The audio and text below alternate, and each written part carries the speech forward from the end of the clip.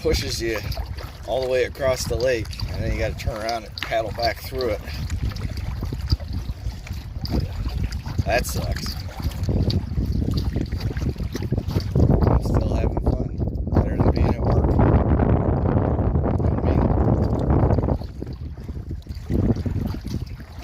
What a beautiful day.